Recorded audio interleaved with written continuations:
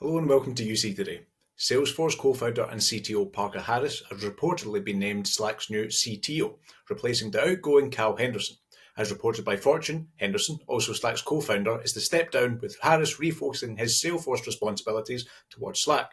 The recent C-suite changes, as capped off by the change at CTO, means that all of Slack's original founders will no longer be with the business. Slack's founding CEO, Stewart Butterfield, announced he was leaving the collaboration business in December 2022, less than 2 years after the Salesforce acquisition was announced. Butterfield's successor, Lidiane Jones, lasted less than a year before taking up the equivalent role at dating platform Bumble this January. Slack's new CEO, Denise Dresser, had 12 years of Salesforce experience behind her before taking up the top job at Slack. After Dresser's appointment, 3 Slack executives, including long-term COO Neil Shah, departed. Shah was replaced as COO by another Salesforce executive, Sarah Walker.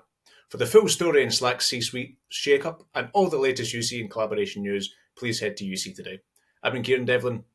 Thanks for watching.